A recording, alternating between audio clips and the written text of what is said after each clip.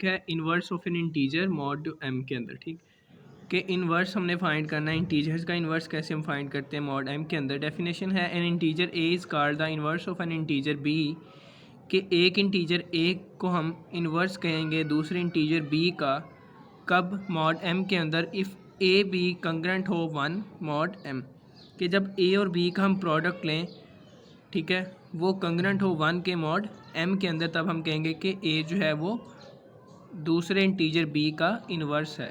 ठीक, इसकी हम डेफिनेशन देख लेते हैं, इसकी एग्जांपल एक करते हैं। कंसीडर क्या है जी, एक हमने एम ले लिया, मॉड की वैल्यू क्या है, मॉड एम 5 है, ए की वैल्यू 2 है, बी की वैल्यू 3 है। अकॉर्डिंग टू डेफिनेशन क्या था कि हमने क्या करना था जी, अगर ए और बी का प्रोडक्ट लें वो कंग्रेंट 1 होना चाहिए मॉड एम के अंदर। ए और बी का प्रोडक्ट लिया, कितना आ गया, 6 आ गया। ठीक, अब हमने देखना है 6 कंग्रेंट 1 है मॉड के अंदर 5 में या नहीं, तो हमने लिखा 6 कंग्रेंट 1 मॉड 5, 5 डिवाइड्स 6 माइनस 1, तो हमने कह दिया कि सो 2 is the inverse of 3 in mod 5, के 2 जो है वो 3 का इन्वर्स है, ए जो है वो बी का इन्वर्स है मॉड 5 के अंदर। ठीक, ये हमने इन्वर्स फाइंड कर लिया। इसी तरह एक और एग्जांपल ले लेते हैं कि हमारे पास एम की वैल्यू क्या है, 7 है, ए की वैल्यू 6 है और बी की वैल्यू हमने कंसीडर कर ली 6 है। ठीक, अकॉर्डिंग टू डेफिनेशन हमने ऊपर क्या देखा कि हम ए और बी का प्रोडक्ट लेते हैं, तो हमने ए बी प्रोडक्ट लिया, क्या आ गया, 6 multiply by 6 is equal to 36 आ गया। ठीक है, अब 36 को हमने देखना है कि 36 जो है वो 1 के कंग्रेंट है मॉड 7 के अंदर या नहीं, तो हमने लिखा 36 कंग्रेंट 1 मॉड 7, तो क्या बनेगा, 7 डिवाइड 36 माइनस 1, कितना बन गया, 35। तो ये हमें पता है कि 7 जो है वो 35 को डिवाइड करता है। तो ये थी एग्जांपल कि हम इन्वर्स एक नंबर का, एक इंटीजर ए का इंटीजर बी के लिए इन्वर्स कैसे फाइंड करते हैं मॉड 5 के मॉड एम के अंदर। अब वो तो थी सिंपल एग्जांपल्स। अगर हम इसे कंसीडर कर लें कि हमारे पास क्वेश्चंस और किस तरह आ सकता है कि फाइंड द इन्वर्स, एक इस तरह भी क्वेश्चन आ सकता है कि इन्वर्स फाइंड करें ऑफ 2 मॉड 5, के find the inverse of 2 mod 5 के अंदर हमने 2 का इन्वर्स फाइंड करना है। तो हम कैसे लिखेंगे, हमें जनरल इक्वेशन पता है क्या है, ए बी कंग्रेंट 1 मॉड 5। ठीक है, तो हमने लिखा 2b कंग्रेंट 1 मॉड 5, क्योंकि ए की वैल्यू क्या थी, 2 थी, हमने बी को वैसे ही लिख दिया। अब हम बी अननोन है तो हमने वहाँ पे एक्स पुट कर दिया, क्या बन गया, 2x कंग्रेंट 1 मॉड 5 आ गया। ठीक है, अब हमने इसका कंप्लीट रेजिड्यू सिस्टम देखना है कि इसका मॉड 5 का कंप्लीट रेजिड्यू सिस्टम क्या बनता है। कंप्लीट रेजिड्यू सिस्टम यही होता है कि हम m-1 तक जाते होते हैं, तो क्या बन गया, 0 1 2 3 4 जो है इसका कंप्लीट रेजिड्यू सिस्टम बन गया।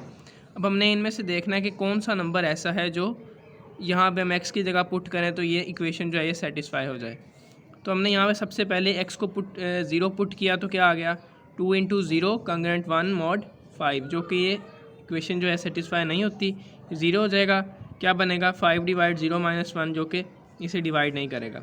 उसके बाद अगर हम x की वैल्यू 1 पुट करें तब क्या बनेगा, 2 इंटू 1 कंग्रेंट 1 मॉड 5, क्या आ गया, 2 माइनस 1, तो ये क्या आ देगा, 1/5 आ देगा, ये भी इसको डिवाइड नहीं करेगा, ये भी कंग्रेंट्स जो है ये ट्रू नहीं है। उसके बाद हमने नेक्स्ट पुट की वैल्यू 2 पुट की, क्या आ गया, x is equal to 2 into 2 congruent 1 mod 5, simplify किया, ये भी जो है ये 4 माइनस 1 3 बनता है, तो ये इसके डिफरेंस को भी डिवाइड नहीं करेगा। जब x की वैल्यू हमने 3 पुट की तो हमारे पास क्या आ गया, 2 इंटू 3 कंग्रेंट 1 मॉड 5। ठीक, अब हमने इसको देखना है कि डिवाइड्स करता है यानी 5 divide 6 minus 1 is equal to 5, तो 5 जो है 5 को डिवाइड करेगा। तो हमने कह दिया कि एक सोल्यूशन हमने निकाल लिया। 3 जो है x की वैल्यू अगर हम यहाँ पे कंग्रेंस के अंदर 3 पुट करें तो ये इसका सोल्यूशन है। अब 4 भी पुट करके देख लेते हैं, 4 पुट किया तो हमारे पास ये क्या बनेगा, जब हमने 4 पुट किया तो आ गया 5 डिवाइड्स 8 माइनस 1। ठीक है, 8 माइनस 1 जो कि ये डिवाइड नहीं हो करता 5, ठीक है इनको, तो ये हमारे पास एक सोल्यूशन आ गया, x इज़ इक्वल टू 3 जो है ये इस कंग्रेंस का सोल्यूशन आ गया। तो हम कहेंगे कि 3 is the inverse of 2 in mod 5, ये हमने लिख दिया कि 3 जो है ये 2 का इन्वर्स है मॉड 5 के अंदर। ठीक, अब हमें कैसे पता चला कि इसका एक सोल्यूशन है, इसके 2 सोल्यूशन है, 3 है, ये हमने पिछले लेक्चर के अंदर भी डिस्कस किया था कि अगर हम जो हमारे पास कंग्रेंस गिवन हो उसके अंदर अगर हम a और m का GCD फाइंड कर लें, फिर जितना GCD आएगा उतने ही उसके कंग्रेस के सोल्यूशन होते हैं, ठीक है। अगर हम यहाँ पे देखें A की वैल्यू यहाँ पे कितनी है 2 है और M की वैल्यू यहाँ पे कितनी गिवन है, हमें मॉड की 5 गिवन है। अगर हम इन दोनों का GCD फाइंड करें तो कितना आएगा 1 आ गया, ठीक है। रिलेटिवली प्राइम नंबर्स हैं, तो हमने जो इसका कंप्लीट रेजिड्यू सिस्टम बनाया था मॉड 5 का, तो हम यहाँ से बता सकते हैं कि ये जो हमने कंप्लीट रेजिड्यू सिस्टम बनाया है इसके अंदर से एक ऐसा नंबर होगा जो इस कंग्रेस को सेटिस्फाई करेगा। तो वो कौन सा नंबर था, 3 वो नंबर था जो इस कंग्रेस को सेटिस्फाई करता है।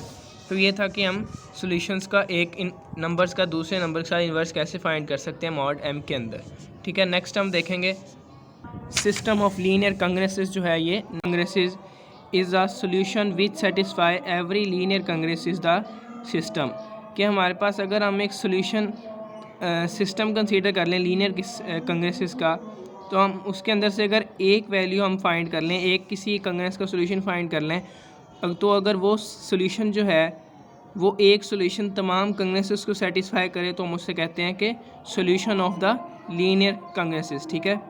तो ये हमने लेट कर ली एक हमारे पास एग्जांपल कि एक हमारे पास congruence system of linear congruences given है। इसके अंदर 3 कंग्रेस हैं, 2x congruent 1 mod 5, 5x congruent 1 mod 7, 4x congruent 1 mod 11। अब यहाँ पे हम कहते हैं कि S is the solution of the system if S is the solution all 3 congruences. कि S जो है वो सोल्यूशन है सिस्टम, इस सिस्टम का हमने यहाँ पे कंसीडर कर लिया कि S जो है वो इस सिस्टम सोल्यूशन ऑफ सिस्टम जो हमने बनाया है लीनियर कंग्रेसेस का सिस्टम बनाया है, S जो है इनका सोल्यूशन है जो कि ऑल 3 कंग्रेसेस को सेटिस्फाई करता है, ठीक।